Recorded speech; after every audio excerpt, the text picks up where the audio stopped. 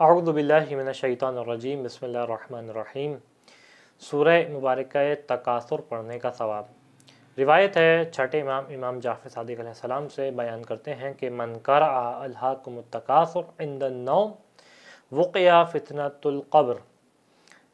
کہ جو شخص سورہ مبارکہ تکاثر کی تلاوت کرے سونے کے وقت، یعنی سونے سے کچھ لمحے پہلے سورہ مبارکہ تکاثر کی تلاوت کرے، اس کا اجر و ثواب کیا ہوگا، اس کا فائدہ کیا ہوگا کہ یہ عذاب قبر سے اور فتنہ قبر سے محفوظ رہے گا۔ اسی طریقے سے روایت ہے چھٹے امام جعفر صادق علیہ السلام سے، بیان کرتے ہیں کہ من قرأ سورۃ الہاکم التکاثر، جو سورہ ہاکم التکاثر کی تلاوت کرے فی فریضۃ، اپنی واجب نماز میں، اس کا ثواب کیا ہوگا کہ کتب اللہ لہ ثواب اجر 100 شہیدہ، کہ خداوند متعال اس کے لیے 100 شہیدوں کا ثواب لکھے گا۔ یعنی معمولی بات نہیں ہے، 100 شہید جو راہ خدا میں شہید ہوئے ہوں ان کا اجر و ثواب اس کو عطا کیا جائے گا۔ اسی طریقے سے بیان کیا کہ من قرأھا فی نافلۃ، جو اس کو اپنی مستحب نماز میں پڑھے، مستحب نماز میں اس کی تلاوت کرے، تو اس کا ثواب کیا ہوگا، کتب اللہ لہ ثواب 50 شہیدہ، خدا اس کو 50 شہیدوں کے برابر ثواب عطا کرے گا، جتنا ان کو ثواب خدا نے عطا کیا۔ اسی طریقے سے روایت ہے رسول خدا ختم مرتبہ صلی اللہ علیہ وآلہ وسلم سے، بیان کرتے ہیں کہ من قرأھا ہذہ سورہ، جو اس سورہ کی تلاوت کرے، اس کا ثواب کیا ہوگا کہ لم یحاسبہ اللہ بالنعم التی انعم اللہ بہا علیہ فی الدنیا، خداوند متعال قیامت کے دن اس کا جو نعمتیں خدا نے اس کو دنیا میں عطا کی ہیں ان کا حساب کتاب نہیں کرے گا۔ خدا جو ہے وہ ان نعمتوں، یعنی اس کا حساب کتاب میں اتنی آسانی ہو جائے گی، خدا اس کا حساب کتاب نہیں کر رہا نعمتوں کا جو اس نے دنیا میں اس کو عطا کی ہیں، جو کہ انتہائی مشکل ترین حساب کتاب ہوگا۔ آسان نہیں ہوگا قیامت میں جب خدا انسان سے حساب کتاب کرے گا۔ اس کے بعد بیان کرتے ہیں من قرأھا عند نزول المطر، اور جو بارش کے وقت اس کو پڑھے، کہ جب بارش آسمان سے برس رہی ہو، یہ شخص جو ہے وہ سورہ مبارکہ تکاثر کو پڑھے، غفر اللہ ذنوبہ، خداوند متعال اس کے گناہوں کو معاف کر دے گا۔ یعنی یہ اتنی جو ہے وہ مفید سورہ ہے کہ انسان اس کو پڑھے۔ اسی طریقے سے ایک اور روایت ہے رسول خدا سے ختم مرتبہ صلی اللہ علیہ وآلہ وسلم، بیان کرتے ہیں کہ اذا قرأ القاری الہاکم التکاثر، کہ جب قرآن پڑھنے والا سورہ مبارکہ تکاثر کی تلاوت کرتا ہے تو یدعا فی ملکوت السماوات مؤدی الشکر للہ، تو زمین میں نہیں آسمانوں میں اس کو جو ہے وہ خدا کا شکر ادا کرنے والا کہا جاتا ہے۔ اعوذ باللہ من الشیطان الرجیم، بسم اللہ الرحمن الرحیم۔ سورہ مبارکہ تکاثر، کہ جس کے اندر خداوند متعال انسان کو ایک اس کی بیماری کی جانب نشاندہی کرتا ہے، اشارہ کرتا ہے کہ جس بیماری کا علاج اگر اس انسان نے نہیں کیا تو اس کو بعد کے مراحل میں بہت زیادہ پچھتاوا ہوگا اور بہت زیادہ نقصان اٹھانا پڑے گا۔ اس بیماری کی جانب جو ہے وہ اس سورہ کے اندر خداوند متعال اشارہ کرتا ہے، اور اس پچھتاوے کی جانب بھی اشارہ کرتا ہے کہ جو انسان کو اس بیماری کا علاج نہ کرنے کی وجہ سے اٹھانا پڑے گا۔ سورہ کا آغاز ہوتا ہے الہاکم التکاثر، تمہیں کثرت نے غفلت کے اندر ڈال دیا۔ یہ کلمہ الہا، کہ جس کو دو حصوں میں الہا اور اس کے بعد کم کی ضمیر ہے کا استعمال کیا، اس کا معنی یہ ہے کہ ایک ایسی لہو چیز، ایک ایسی لغو چیز، ایک ایسی بیکار چیز جس کا کوئی فائدہ نہ ہو، وہ انسان کو اس چیز سے غفلت میں ڈال دے جو اس کے لیے بہت زیادہ اہم ہے۔ کہ تمہیں کثرت نے، جو کہ فائدہ مند نہیں ہے، ایک ایسی چیز سے غفلت کے اندر ڈال دیا جو تمہارے لیے بہت زیادہ فائدہ مند تھی۔ الہاکم التکاثر۔ اب یہاں پہ کلمہ قرآن نے استعمال کیا تکاثر کا، البتہ یہ نہیں بیان کیا کہ کثرت جو ہے وہ کس چیز کی کثرت ہے، اور خود اس کلمے کے اندر اگر انسان غور کرے تو ایک بڑا لطیف نقطہ ہے جو سمجھ میں آتا ہے، اور وہ یہ کہ قرآن نے کہا کہ تکاثر۔ اب تکاثر عربی میں باب تفاعل سے ہے، اس کا معنی یہ نہیں ہے کہ کوئی چیز بہت زیادہ ہو، بلکہ کوئی چیز بہت زیادہ محسوس ہو رہی ہو، انسان سمجھ رہا ہو کہ بہت زیادہ ہے، یعنی تکاثر کا مطلب زیادہ ہونا نہیں بلکہ زیادہ سمجھنا ہے کہ تمہیں جس چیز نے غفلت میں ڈالا وہ حقیقتاً بہت زیادہ نہیں تھی، وہ تھی تو بہت کم، لیکن تم اسے بہت زیادہ سمجھ رہے تھے، لہذا تم کیا ہو گئے؟ غفلت میں چلے گئے۔ الہاکم التکاثر، اے پالنے والے یہ کون سی چیز ہے جسے انسان بہت زیادہ سمجھ رہا ہے؟ یہ آیت نے بیان نہیں کی۔ یہاں پہ مختلف مفسرین نے مختلف احتمالات ذکر کیے۔ ایک احتمال ان میں سے یہ ذکر کیا کہ عرب جو ہے وہ اپنے قبائل کے اوپر بہت زیادہ فخر کرتے تھے، اور جب اپنے قبیلے کی کثرت کو دیکھتے تھے کہ ہمارا قبیلہ مثال کے طور پہ بہت بڑا ہے، بہت زیادہ افراد ہیں اس کے اندر، تو یہ چیز سبب بنتی تھی کہ اس کے اوپر بہت زیادہ فخر کرتے تھے اور اپنے آپ کو بہت زیادہ بڑائی کا احساس کرتے تھے اپنے اندر، اس بنا پہ کہ میرے قبیلے کے اندر افراد زیادہ ہیں۔ تو یہ جو چیز ہے اس نے ان کو جو ہے وہ غفلت کے اندر ڈال دیا، اس طاقت کے اور اس کثرت کے نشے میں اتنا دھت ہو گئے کہ یہ بھول کے دنیا میں کس لیے آئے تھے، اس جانب اشارہ۔ حتیٰ بعض مفسرین نے یہ بات بھی لکھی کہ یہ عرب جب اپنے قبیلے کے قبرستان کی جانب نگاہ کرتے تھے اور دیکھتے تھے اس جانب کے جہاں ان کے قبیلے کی قبریں ہیں، تو ان قبروں کی تعداد کو دیکھ کے فخر کیا کرتے تھے، دیکھو میرے قبیلے میں کتنے افراد تھے کہ ان کی اتنی ساری قبریں ہیں۔ واقعاً کتنا تعجب کا مقام ہے انسان کی عقل کے لیے۔ الہاکم التکاثر، ایک اور معنی جو تکاثر کا بیان کیا گیا وہ یہ کہ کثرت سے مراد یہاں پہ مال و دولت کی کثرت ہے، کہ تمہیں مال و دولت کی کثرت نے غفلت کے اندر ڈال دیا ہے کہ تم مال کی جانب اتنا زیادہ اس کی جانب متوجہ ہو جاتے ہو کہ باقی چیزوں سے تمہارا دھیان ہٹ جاتا ہے، بس تمہاری نگاہ مال کی جانب ہوتی ہے، تمہاری نگاہ یہ ہوتی ہے کہ زیادہ سے زیادہ مال جمع کر لوں، زیادہ سے زیادہ جو ہے وہ میں مال کو اپنے پاس رکھ لوں، زیادہ سے زیادہ میرے پاس مال آ جائے، میرا بینک بیلنس جو ہے وہ اور میری جو ہے وہ میری جہاں میں نے مال جمع کیا ہوا ہے وہ زیادہ سے زیادہ ہو جائے۔ اس نشے نے تمہیں اس غفلت میں ڈال دیا کہ تم بھول گئے دنیا میں کیوں آئے تھے، تم بس اسی دوڑ میں لگ گئے۔ الہاکم التکاثر، اور جو مال و دولت والا معنی ہے اسی معنی کی تائید روایات بھی کرتی دکھائی دیتی ہے، کہ روایت ہے رسول خدا ختم مرتبہ صلی اللہ علیہ وآلہ وسلم سے بیان کرتے ہیں ابن عباس کہ آپ نے اس آیت کی تلاوت کی الہاکم التکاثر، اس کے بعد بیان کیا تکاثر الاموال، کہ یہاں پہ کثرت جس کو انسان کثیر سمجھ رہا ہے وہ کیا ہے؟ وہ مال ہے۔ اور خود اس کلمے کی جانب جیسا میں نے اشارہ کیا ہے، انسان اگر توجہ کرے تو ایسا نہیں ہے کہ مال بہت زیادہ ہے، ایسا نہیں ہے، بلکہ یہ مال زیادہ سمجھ رہا ہے، حقیقتاً تو مال بھی کم ہے، بہت قلیل مال ہے، انسان اگر دیکھے دنیا میں کتنا جمع کر لے گا، لیکن اس مال کو زیادہ سمجھتا ہے یہ۔ اور اس کے بعد اللہ کے رسول بیان کرتے ہیں کہ جمعها من غیر حقها ومنعها من حقها، کہ جب یہ انسان نے مال کو جمع کیا تو اس مقام سے جمع کیا کہ جو اس کا حق نہیں تھا، اس کو جو ہے وہ اس نے پرواہ نہیں کی، حرام آ رہا ہے حلال آ رہا ہے، بس اس نے کہا کہ میرے پاس کسی طریقے سے آ جائے، اور اس نے جمع کر لیا۔ جمع من غیر حقها، بس اس کو اس بات کی فکر تھی کہ میرے پاس آ جائے، چاہے یہ رشوت کا مال ہے، چاہے جو ہے وہ میری بہن کے وہ میراث کا حصہ ہے جو میں نے اس کو نہیں دیا، بس کہیں سے بھی میرے پاس مال آ جائے، اس بات کی فکر تھی انسان کو۔ اس کے بعد بیان کیا کہ وہ وَمَنْعَهَا مِنْ حَقِّهَا، یہاں تک کہ اس نے جو ہے وہ اس کو جب مال آ گیا تو اس مال میں جس کا حق تھا اس کو منع کر دیا، کہ جب تمہارے پاس مال جمع ہوا تھا تو اس کے اوپر خدا نے کچھ واجبات قرار دیے تھے، خدا نے اس کے اوپر خمس قرار دیا تھا، خدا نے زکوٰۃ قرار دی تھی اور مختلف واجبات جو ہو سکتے ہیں، فطرہ قرار دیا اس کے اوپر۔ جب لیکن تمہارے پاس مال آ گیا تو تم نے مال آنے کے بعد بھول گئے کہ کس نے تمہیں مال دیا ہے، اور خدا کا ناشکر ہو گئے، اور یہاں تک کہ تم نے جس کا حق تھا مال میں اس کا تم نے دینے سے انکار کر دیا، کس خاطر کہ میرے پاس مال جمع رہے۔ تم بھول گئے کہ یہ مال جو ہے وہ فنا ہو جانے والا ہے، اور اس کے بعد ایک دنیا ہے جو تمہارا اصل و ہم و غم ہونا چاہیے تھا، جس میں تمہیں حقیقتاً رہنا تھا، اس مال نے تمہیں اس سے غافل کر دیا۔ وَشَدَّهَا فِي الْعَوِيَّةِ، یہاں تک کہ تم نے جو ہے اس کو،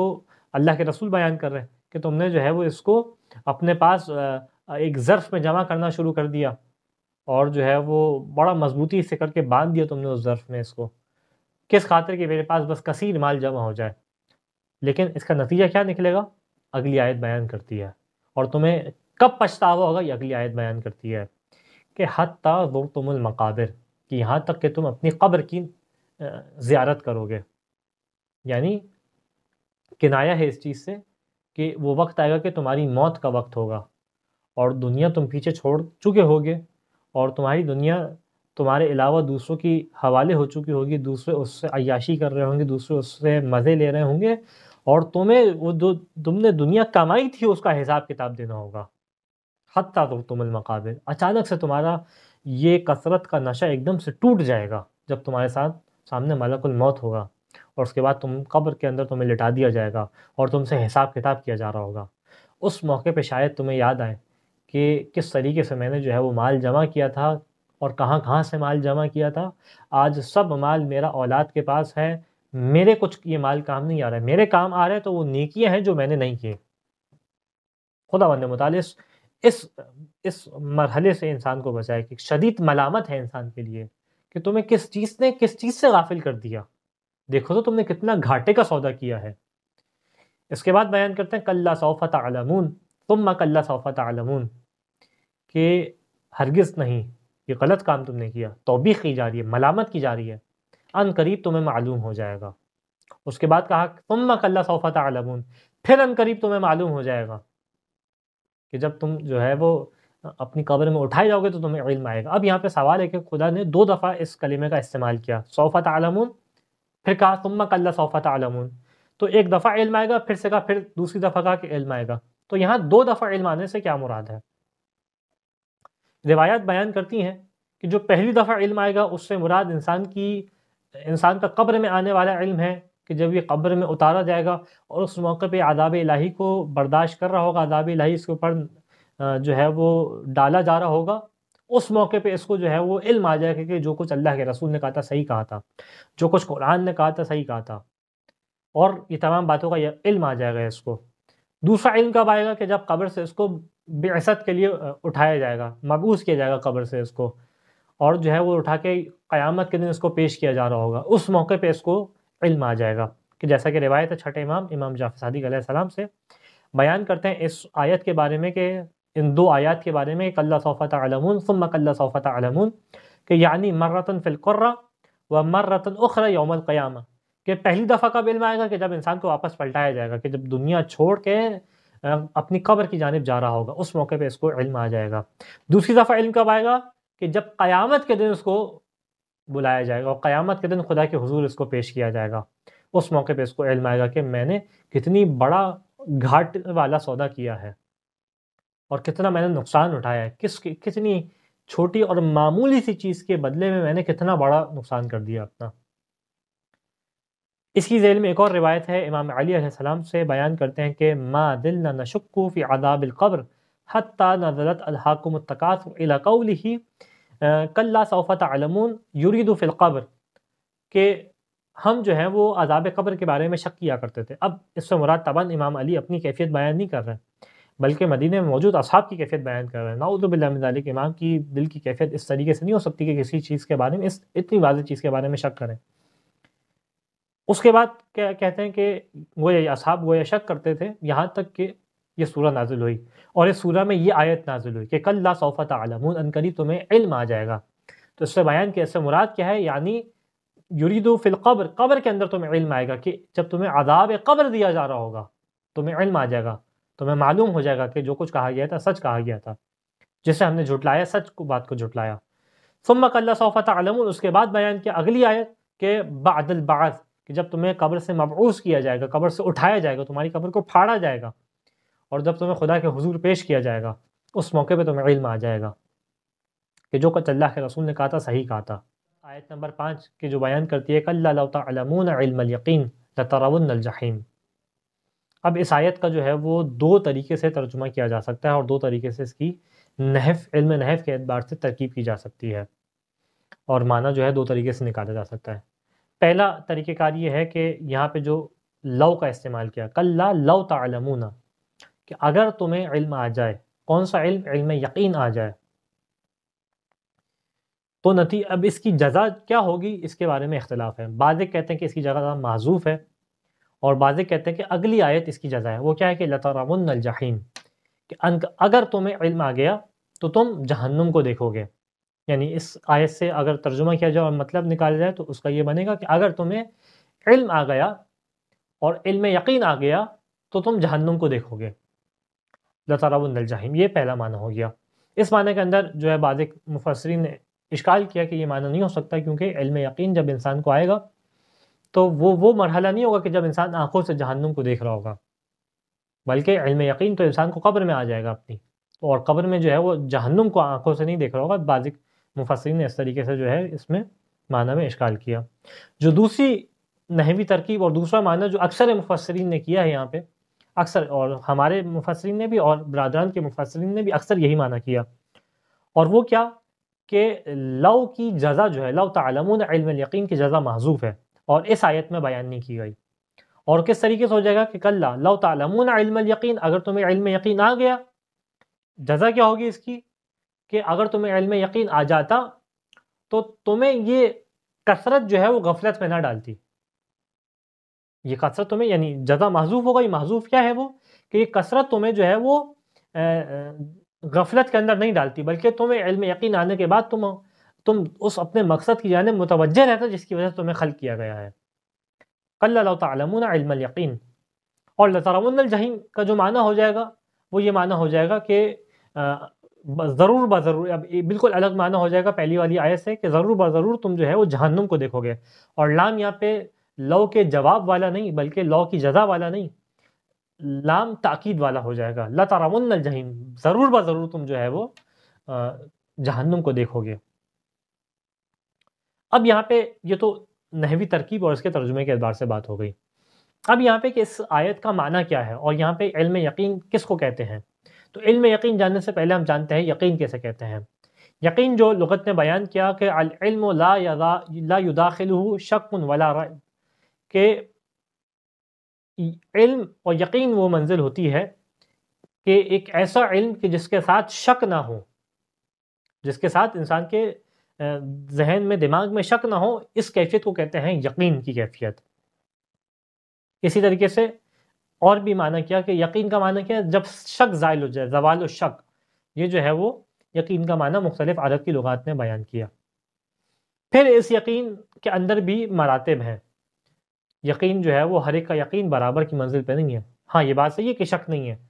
البتہ کتنا زیادہ اتقان ہے، کتنا زیادہ جو ہے وہ انسان کو اپنی اس بات کے اوپر یقین کا اضافہ ہے، اس کی مختلف مراتب ہیں۔ اور یہاں پہ علماء نے اس کو ترتیب دینے کے لیے 3 حصوں میں تقسیم کیا۔ البتہ 3 حصے ہیں، اس کا مطلب جو ہے وہ یہاں پہ ڈیجیٹل کی طرح تقسیم نہیں ہے کہ یا تو ہے یا تو نہیں ہے، بلکہ ان 3 کے درمیان بھی بہت سارے مراتب ہیں، جس کے بعد تیسرا مرحلہ شمار ہوگا۔ پہلا مرحلہ جو بیان کیا وہ علم الیقین، کہ جب انسان کو کسی دلیل کے ذریعے سے یقین آ جائے، اس کو کہتے ہیں علم الیقین۔ دوسرا مرحلہ جو بیان کیا وہ عین الیقین، کہ جب انسان جو ہے وہ اپنی آنکھوں سے چیز کو دیکھ رہا ہو، اس کو یقین آ جائے، دلیل کے ذریعے سے نہیں بلکہ دیکھنے کے ذریعے سے۔ اور جو تیسرا تقسیم بیان کی وہ کہ حق الیقین، کہ جب انسان کو محسوس کرنے کے ذریعے سے یقین آ جائے۔ مثال کے ذریعے سے بات کو واضح کرتا ہوں کہ ایک دفعہ جو ہے وہ انسان دھوئیں کو دور سے دیکھتا ہے، اس کو جو ہے وہ ایک دھواں دکھائی دیتا ہے، یہ جو یقین آ رہا ہے یہ دلیل کے ذریعے سے آیا۔ ایک دھواں دیکھا، دھوئیں نے دلالت کی اس بات کے اوپر کہ آگ لگی ہوگی، آگ کے بغیر دھواں نہیں ہوتا، تو اس کو یقین آیا کہ آگ لگی ہوئی ہے۔ ایک یقین یہ تھوڑا آگے بڑھا اور جا کے دیکھا تو آگ باقاعدہ اس کو دکھائی دے رہی تھی، تو یہ عین الیقین کی منزل آ گئی کہ پہلے صرف ایک دلیل کی وجہ سے یقین آیا تھا، اب اس یقین کو دیکھتا ہے اپنی آنکھوں سے، یہ عین الیقین۔ اس کے بعد تیسرا مرحلہ کہ حق الیقین کی اس آنکھ میں گر جائے، جلنے لگے، تو اس کو وہ مرحلہ آ جائے گا۔ اور یہیں سے سمجھ میں آتا ہے کہ مراتب کا فرق ہوتا ہے اور جو خدا کے نزدیک سب برابر نہیں ہے۔ اگر ہمیں دلیل کے ذریعے سے، یعنی انسان ایک دفعہ دلیل کے ذریعے سے خدا کو پہچانتا ہے، ایک دفعہ صرف دلیل ہوتی ہے، ایک دفعہ صرف دلیل نہیں ہوتی بلکہ وہ اپنے وجود میں خدا کی علامات کو دیکھ رہا ہوتا ہے، کہ اس کی نگاہ جو ہے وہ معمولی نگاہ نہیں ہوتی بلکہ وہ چیزوں کے اندر دیکھ رہا ہوتا ہے کہ اس طریقے سے یہ چیز خدا کی نشانی ہے۔ اور تیسرا مرحلہ تو وہ ہوتا ہے کہ گویا وہ اس توحید کی حرارت کے اندر خود جل رہا ہو، اور یہیں سے اہل بیت علیہ السلام کی فضیلت سمجھ میں آتی ہے۔ گویا اس بات کو محسوس کیجیے گا کہ جس طریقے سے توحید کی آنکھ میں جل رہا ہو تو وہ اس توحید کو اپنے اندر ڈھالنے لگے گا، اس توحید کی صفات کو، خالقیت والی صفات سے اس صفات کو ہٹ کے باقی صفات کو اپنے اندر ڈھالنے لگے گا۔ جس طریقے سے اگر لوہے کو آنکھ میں ڈال دیا جائے تو تھوڑی دیر میں لوہے کی رنگت بدل جاتی ہے، آنکھ کی رنگت آ جاتی ہے، اور تمام آنکھ کی صفات لوہے کے اندر آ جاتی ہیں۔ اہل بیت علیہ السلام بھی اور ائمہ علیہ السلام نے اپنے آپ کو توحید کی آنکھ میں اس طریقے سے ڈال دیا کہ ان کے اندر سے جو ہے وہ توحید کی حرارت محسوس ہوتی ہے، ان کی رنگت وہی رنگت ہے، ان کی صفات اسی انداز سے آیا ہوتی ہیں کہ جس طریقے سے خالق کی صفات ہے۔ خالق کا کرم دیکھنا ہو تو ان کے اندر دیکھ لیں انسان، یہ لسان اللہ ہوتے ہیں، یہ عین اللہ ہوتے ہیں، یہ ان کے اندر سے صفات آیا ہوتی ہیں۔ یہاں پہ دو یقین کے مرحلے اس سورہ کے اندر ذکر کیے کہ کلا لو تعلمون علم الیقین لترون الجحیم، کہ اس کے بعد جو ہے تم آتش جہنم کو دیکھو گے، ثم لترونها عین الیقین،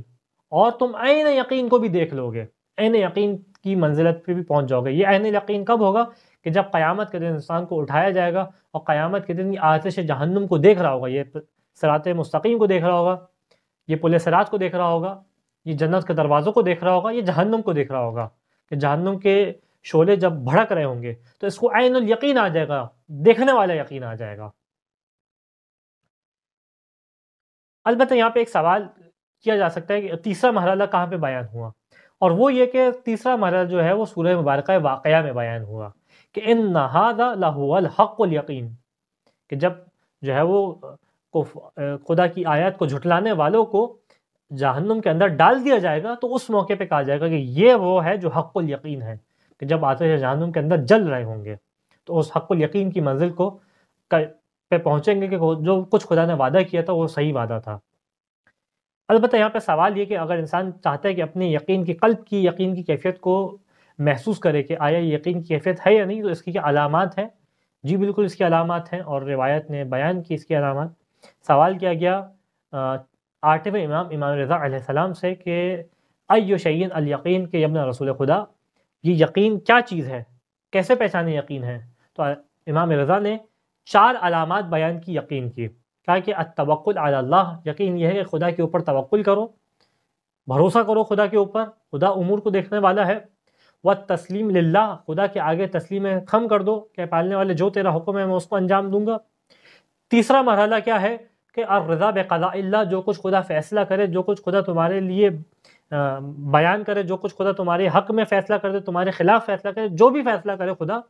اس کے اوپر تم راضی ہو جاؤ کہ پالنے والے کی جانب سے فیصلہ ہے، ولو مجھے ظاہری طور پہ میرے خلاف محسوس ہو رہا ہے لیکن یہ میرے خلاف نہیں ہوگا۔ اس کے بعد والتفویض الی اللہ، جب یہ تمام مراحل آ جائیں تو اس کے بعد تم اپنے تمام امور کو خدا کے سپرد کر دو، اور بس یہ ہو تمہاری نگاہ کے پالنے والا ہے جو میرے امور کو سنبھالے گا، یہ یقین کی منزل ہے۔ اسی طریقے سے ایک اور روایت جو بیان کرتی ہے یقین کی علامات کو بیان کرتی ہے، وہ ہے چھٹے امام جعفر صادق علیہ السلام سے، کہ بیان کرتے ہیں من صحت یقین المرء المسلم، کہ کسی مسلم کا، کسی مسلمان کے یقین کی صحیح ہونے کی علامت کیا ہے کہ اللہ یرضی الناس بسخط اللہ، کہ لوگوں کو خوش نہ کرے